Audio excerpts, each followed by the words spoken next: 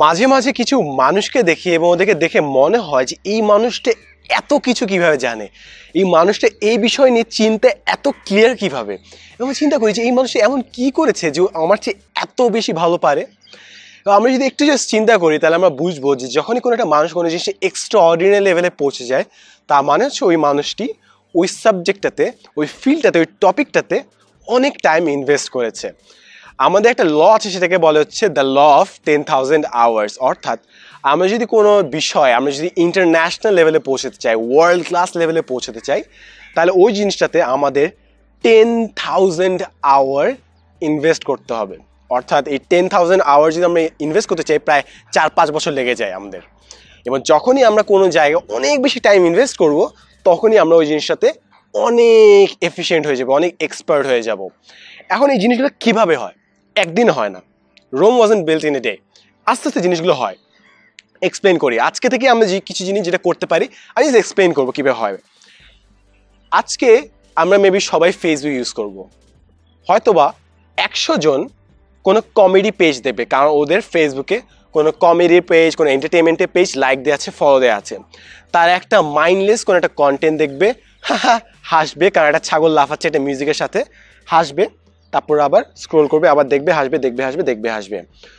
ওর time গেল একদিক থেকে, ও কিছু শিখলো না, উল্টো আরও ডাউন হলো, কারণ ও রিডিকুলাস কন্টেন্ট দেখছে যেটা ওর আরও মাইন্ডকে ভোতা করে ফেলছে।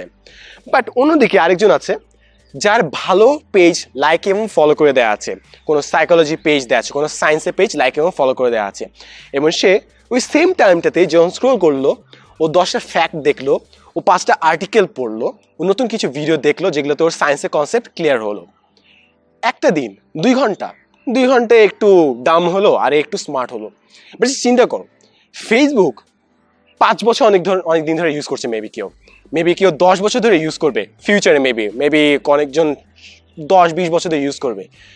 একদিনে আমাদের কিছু ডিফারেন্স ক্রিয়েট হইলো, 5 বছরে কত বড় ডিফারেন্স ক্রিয়েট হবে?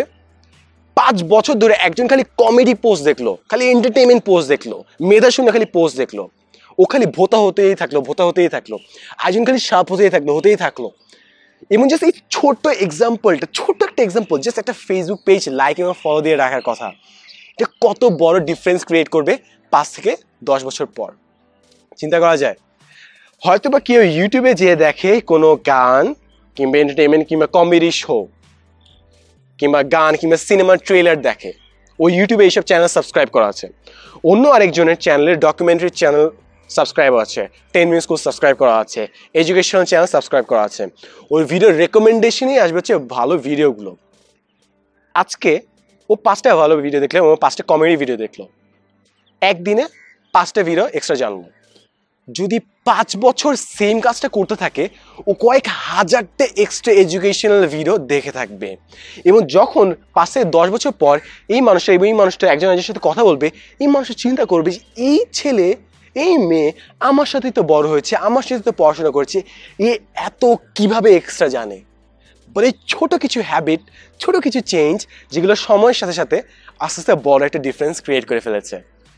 আমাদের ম্যাচুরিটি আসে হচ্ছে আমরা যখন বই পড়ি আর একটু বড় হই, বড় এক্সপিরিয়েন্স গ্যাদার করি। আমরা রাস্তায় অনেকেই জ্যামে আটকে থাকি। আজকে হয়তো বা তুমি আটকে আছো একটা জ্যামে, আরেকজনও জ্যামে আটকে আছে, বাট ও জ্যামে আটকানোর সময় একটা বই পড়ছে। 5 বছর ধরে এখানে বই পড়লো, এবং তুমি ইউনিভার্সিটিতে কিংবা স্কুল কলেজে যত না বই পড়লা, ও গাইডে বসে ওর চেয়ে বেশি বই পড়লো। 5 থেকে 10 বছর পর ডিফারেন্সটা কত বড় হবে। সো আশা করি আমরা আমাদের বাংলা যে উক্তি আছে সেটা মর্মার্থ বুঝবো, যেটা হচ্ছে ক্ষুদ্র ক্ষুদ্র বালিকণা বিন্দু বিন্দু জল গড়ে তোলে মহাদেশ সাগর অতল। Thanks for watching.